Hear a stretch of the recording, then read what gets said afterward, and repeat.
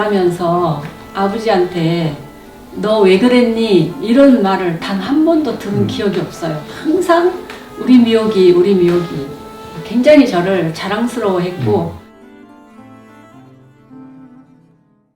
동네 분들이 미옥이 아버지는 남들이 한나절 할 일을 아침 식전에 다 해놓고 출근을 하신다, 이 이야기를 많이 들었거든요. 그러니까 그만큼 부지런하시고, 제가 이렇게 잠에서 깰 때 아버지가 마당 쓰는 소리, 그리고 마루를 막 닦는 소리, 그 소리에 아버지는 벌써 일어나서 저렇게 마당 쓸고 청소하시는데 내가 자고 있으면 안 되겠다 하고 벌떡 일어났던 어릴 적 그런 기억도 좀 있고요. 또 굉장히 인정이 많으셨던 것 같아요.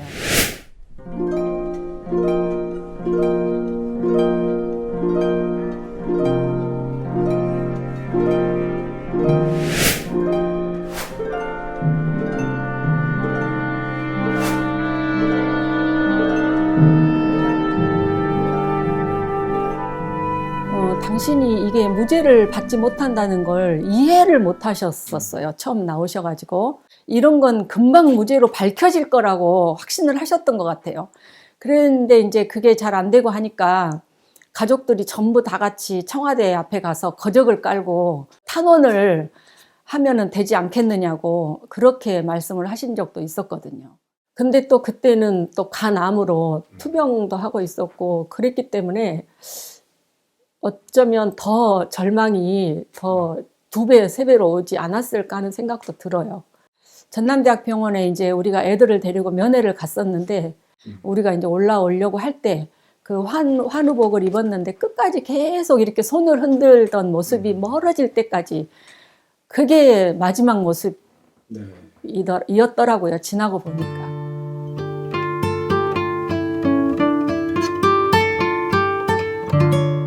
아버지가 얼마나 힘들었을지 나도 내가 만약에 아버지처럼 그랬다면 나는 어땠을까 그런 생각 많이 해봤다고 하면서 아버지한테 그런 어떤 좀 공감을 좀 표현을 해줬으면 아버지가 굉장히 큰 위안이 되셨었을 것 같아요. 그때는 이제 나중에 들어보니까 엄마는 최대한 저희들한테는 우리가 알아봐야 도움되는 것도 없고 충격만 받고 이제 공부도 못 해버리고 애들이 이제 적이 될까봐 그거를 알리지 않으려고 했었다고. 꽤 조금 시간이 지난 다음에 이제 막 신문에 대서특필이 됐을 때 그 사실을 처음 알게 됐죠. 그리고 그걸 보는 그 신문 기사를 통해서 봤을 때도 저는 뭐 눈꽃만큼도 그런 일은 뭐 믿지도 않았고 이거 어디선가 뭔가가 잘못됐구나.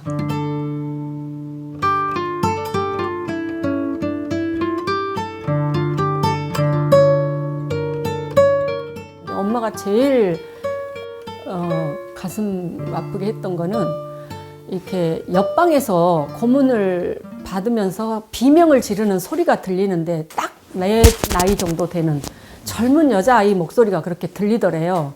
그러면서 처음에는 미옥이를 옆방에 잡아다 놓고 지금 고문을 하고 있다. 사실대로 네가 말 안 하면 미옥이도 너랑 똑같이 이렇게 고문하겠다. 근데 그 이렇게라는 게 이제 고춧가루, 물고문 뭐 이렇게 뭐 다 벗겨놓고 돼지 통구이처럼 매달아 놓고 뭐 거기 이렇게 뭐 불로 막 뭐 그런 이제 엄마가 이제 그걸 당했으니까 똑같이 한다고 그러니까 그게 제일 무서웠다고 했어요. 그래서 그때 그냥 내가 다 하라는 대로 쓸 테니까 다 불러주시오. 그럼 내가 다 적을 테니까. 저는 그래도 어쨌거나 대학을 들어가서 이 사건이 터진 거지만 막둥이까지 내려가면 걔네들은 진짜 이제 초등학교 1학년, 7살 이럴 때 그런 일이 벌어졌기 때문에 간첩 자식이라고 막 놀리고 손가락질하고 막 이러니까 걔네들이 겪은 그 고통은 엄마가 그냥 미리 애들이 더 상처를 받으면 안 되겠다 해갖고 애들을 그냥 초등학교 1학년, 3학년인 애들을 부모도 없고 보호자도 없는 누나들한테 맡겨서 광주로 그냥 전학을 시켜버린 거죠. 나중에 이제 엄마가 그렇게 자식들을 광주로 보내버리고 나니까 밭에서 이제 하루 종일 일을 하고 집에를 돌아오는데 영락없이 저 앞에 우리 그 막둥이 형주가 엄마 하고 뛰어오는 것 같더래요. 뛰어오더래요. 그래서 아야 지금 학교를 댕겨야 되는데 어찌 학교를 안 가고 막둥아 어째 집으로 와버렸냐. 그러고 이제 가서 이렇게 막둥이를 보듬고 안았는데 전봇대를 끌어안고 그랬다는 거예요.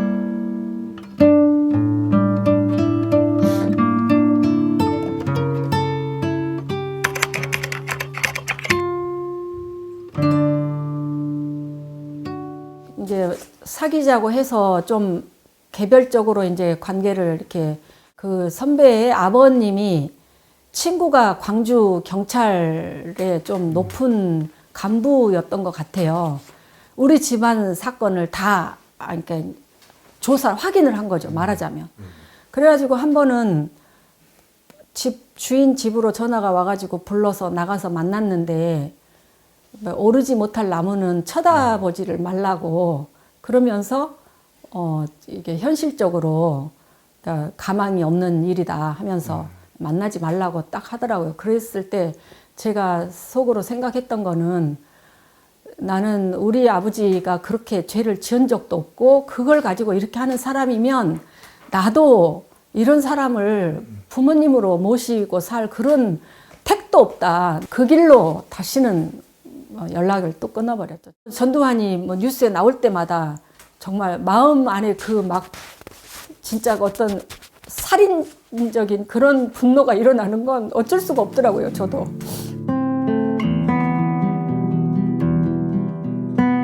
마음에 들어가지고 한두 번 만나다가 제가 사귀고 싶다 그랬어요, 정식으로. 그랬더니 본인이 식사를 하면서 울면서 나는 결혼할 수 없다.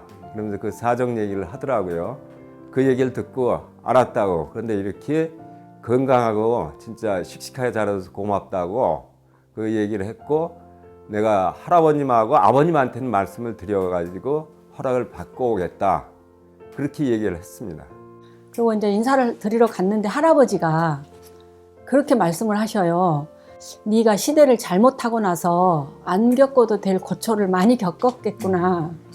그래서 저는 진짜 어떻게 이런 분들이 계실까. 그러니까 어른들이 그렇게 아주 편안하게 대해주시고 저는 그때 결혼을 결심을 할 때 내가 이런 상황에서 결혼을 하면 우리 엄마 아버지가 얼마나 기뻐할까.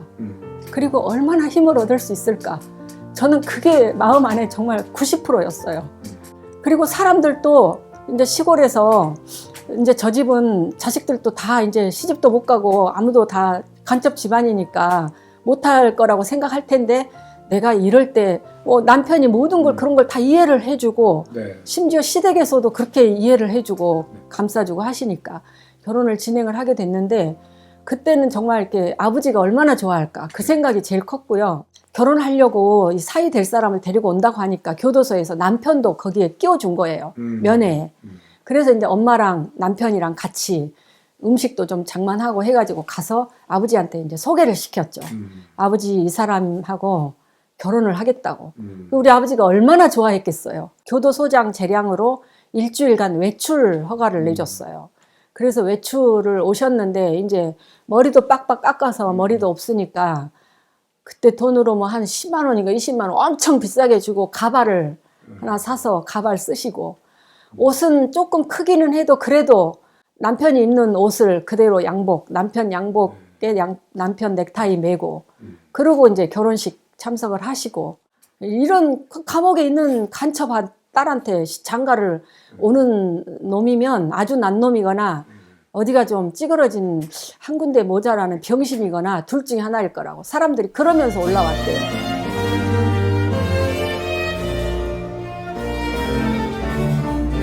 엄마, 아버지.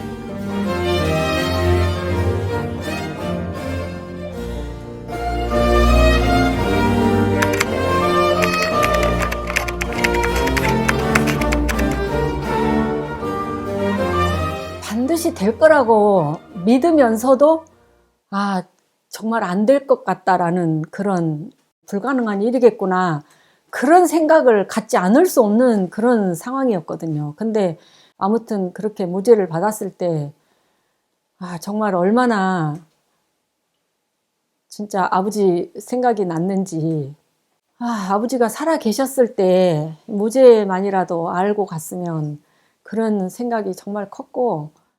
양승태 전 대법원장 시절인 지난 2013년 대법원은 국가폭력 피해자들의 손해배상 청구 가능 시효를 6개월로 단축하는 판결을 내렸습니다.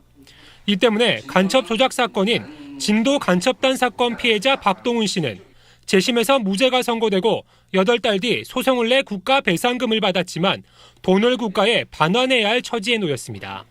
나중에 이제 그 형사 보상금 받았을 때 그 아버지한테 가서 이거는 너가 아버지 목숨값이다.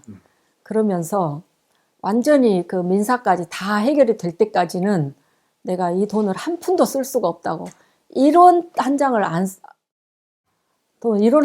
쓰셨어요. 6개월 이내에 안 했다고 그거를 소멸시효 기간을 6개월로 잡아가지고 저희는 50%를 돈을 받았잖아요, 이미. 그 50%에 대해서는 또 국가에서 부당이득을 취했다면서 부당이득 취한 거를 내놓으라고 반환 청구 소송이 들어온 거예요. 차라리 그냥 그 돈 다 써버렸으면 나는 돈 없다 하면 되는데 아까 말씀드렸듯이 1원도 그 50% 받은 돈도 안 쓰고 다 통장에다 그대로 둔 거야, 엄마는. 그 돈에 대해서 도로 내놓으라고 국가에서 소송이 들어왔고 그 소송이 진행 중이라는 설명을 아무리 해도 엄마는 이제 그때부터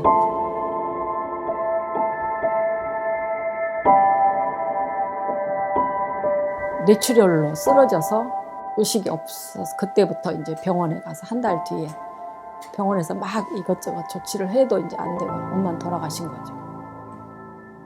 저는 국가에서 그 부당이득 환수 소송 들어오면서 그게 엄마는 그걸로 돌아가신 거예요.